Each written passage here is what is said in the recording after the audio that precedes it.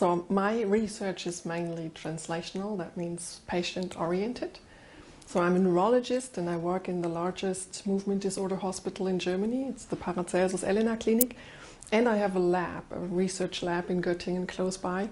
And I receive samples from patients which I analyze in the lab in Göttingen.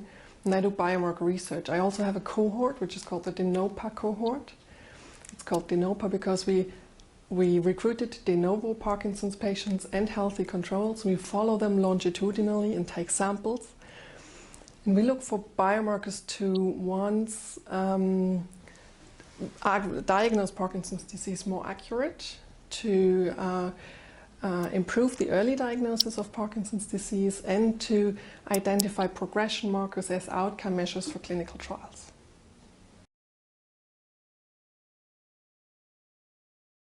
You mean at the moment? At the moment. At the moment. Yeah, there are actually two things that really gets me very excited. One is that years ago there has been the idea to just get antibodies against these aggregated proteins in neurodegeneration as treatments, as causative treatment for neurodegenerative disorders. And after a long time and period of negative trials, there has been now a positive one in Alzheimer's disease, in very early patients with Alzheimer's disease. And this is really exciting because I think this will also move the Parkinson's disease forward. And this, of course, is exciting when you can help trials going forward with that. And the second thing is that we just got approval of another Horizon 2020 grant, which is a project. It's called Pro-Park Aging, where we're going to compare the de novo patients with Parkinson's disease with an existing cohort of centenarians. So we shift towards the comparison of healthy aging and find biomarkers for healthy aging to support healthy aging. And this is also very exciting, I think.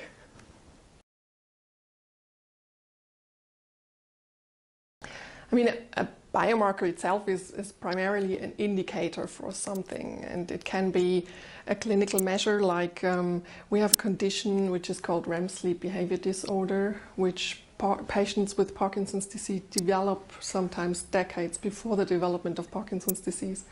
You can diagnose this with a polysomnogram. So this is a clinical biomarker, but a biomarker can also be on an imaging side or fluid-specific or fluid-based biomarker. And as an example, if somebody has a chest pain and goes to the doctor, they get an ECG and a blood test, and the doctor would know whether it's a heart disease or a heart attack, or monitoring a liver disease with liver enzymes in blood. That's another example of a biomarker.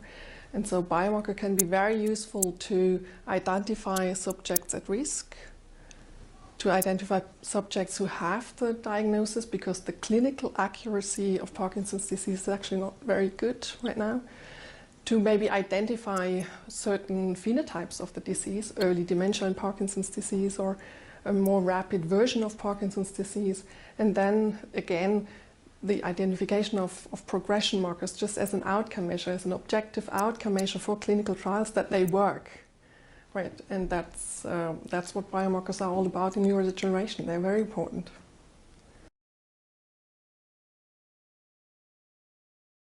I think the identification and quantification of alpha-synuclein in cerebrospinal fluid of Parkinson's disease patients was really a milestone. But of course the values overlap a lot. We don't know much about it yet. So alpha-synuclein alone won't help us. So there will hopefully be a panel, maybe consisting of certain species, similar to Alzheimer's disease, where we look at fragments for I-beta or phosphorylation of tau.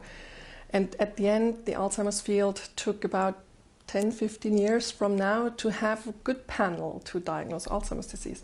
So give us another few years and we'll come to a panel. So Biomark APD was really groundbreaking because we really went to the very basis of fluid biomarkers and asked questions which we thought we would have had overcome already. But there were certain problems we came into, and questions like how, when to draw the fluids and how to analyze them. These have been addressed with biomarker APD, and this is really important. And for Parkinson's disease, fluid biomarkers are really important because the Alzheimer field is already advanced, as I said, not only in the fluid field, but also in the functional imaging. So you can actually track amyloid deposits by functional imaging already. And this is used in clinical trials now. And for alpha-synuclein, we don't have that. So we really rely on a fluidic marker. Right now it's alpha-synuclein and hopefully a few other species or other markers that can actually be measured to look if medication has an effect or whether we look at the right population of patients. A lot of basic knowledge on biomarkers in general that is needed for each cohort in all trials in terms of what and how to measure and when and in what fluid and what to do with it. And also to look into new technologies and to look into new markers and things like this, and that these assays that quantify these mainly proteins or other analytes have to be validated very thoroughly. So that, and these clinical trials will necessarily be multi-center trials just to get larger groups of patients enrolled in these trials. That's necessary to get the right power of outcome. And when you have multi-center trials who get a lot of variation just by the sites, because sites draw their fluids differently. And just this, we have to overcome, and we have to really have robust biomarkers that overcome this slight variance just because of sites, because we need a robust one which actually solves our multi-center problems. Yeah, I think, I mean, the advice I have to give is probably not giving up and be not being discouraged and think beyond focus. And I mean, the biomarker field is really fascinating, I think, because you don't deal with cells or mice. I mean, your samples come from human beings who are sick and who gave their sample to do research on. So it has this certain and very particular aspect, which I think is very fascinating. But also, I also am a clinician, but I think a lot of clinician scientists go in that field, and this is necessary to pursue this.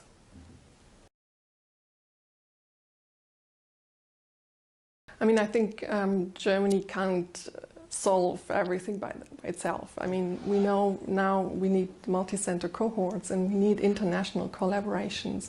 Networking is really great, and also to be more visible internationally. I think this has been shown by biomarker APD and any other JPND funded project, I think.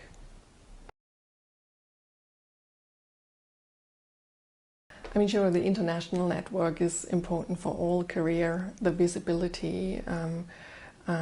Sure, also, I mean, not only getting the grant, but also writing the grant process is very collaborative, and exchanging ideas and research culture, I think, brings every individual forward. And I think within biomarker APD, there's already a lot of mobility. People move from here to there, visit other labs. We have lots of phone conferences, and it's a lot of fun with this communication and to see how other countries do things different, and this by itself is very good for career, I think.